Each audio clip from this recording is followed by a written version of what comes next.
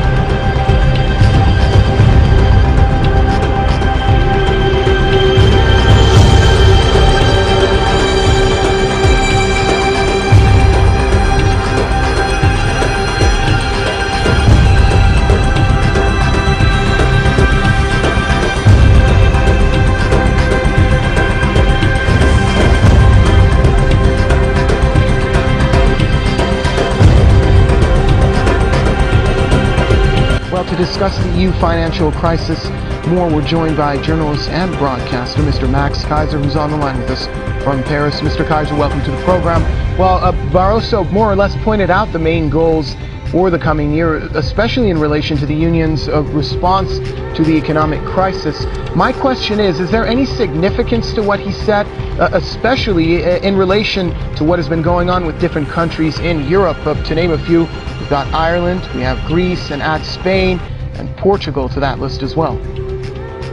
Well, the crisis that Barroso speaks about is manufactured. It's manufactured by banks in Europe and banks in the United States and the United Kingdom to bring in more centralization, to bring in more unification, because it creates more fees and more opportunities for banks. So he's really trying to persuade Europeans and individual countries that they should lose their sovereignty in the service of the banking cartel. And Barroso is simply making it easier for outside bankers to attack individual European countries in the service of creating a more unified European financial system in which a few bankers will get extraordinarily rich and all the individual countries will lose their sovereignty. So Barroso is merely engaging in what's called disaster capitalism. They create a crisis in order to extract wealth and to steal more money from people using chaos and taxes. So this is more of the same.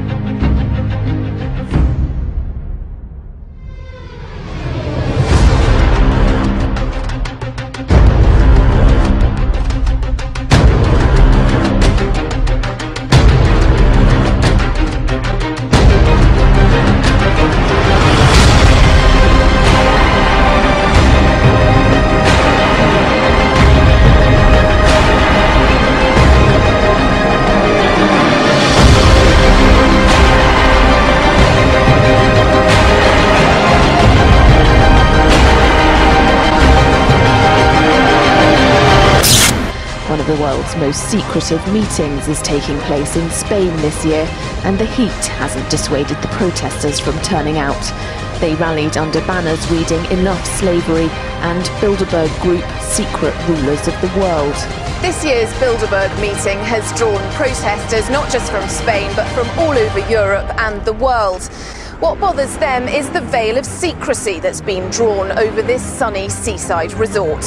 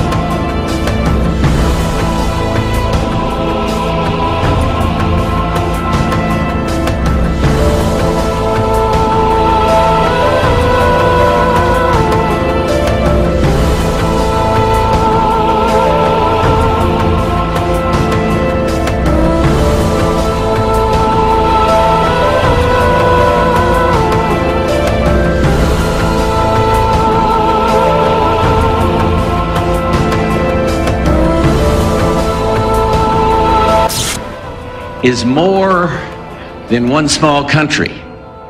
It is a big idea, a new world order.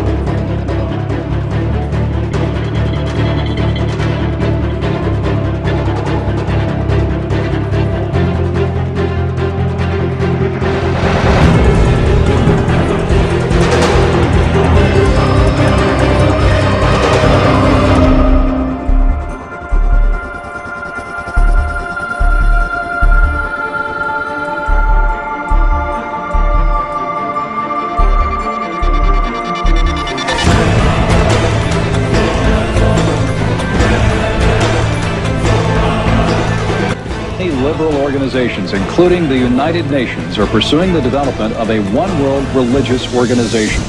Today, on the United Nations' 55th anniversary, CBN News reporter Wendy Griffith takes a look at what's behind this push for a global religious voice. After a while, the drums, chants, and prayers representing many of the world's leading religions all started to sound alike, somehow losing their flavor in a melting pot of spiritual soup. The first ever Millennium World Peace Summit of religious and spiritual leaders took place at the United Nations in August, and some believe it marked the first major step toward a movement to usher in a global spiritual body that may one day speak for all religions. Robert McGinnis with the Family Research Council says it appears the hidden agenda is to unite people under one religious organization so they will peacefully accept UN goals such as population control, abortion rights, and one world government. Instead of all these different gods, maybe there's one God who manifests himself and revealed himself in different ways to different people. You know, what about that, huh?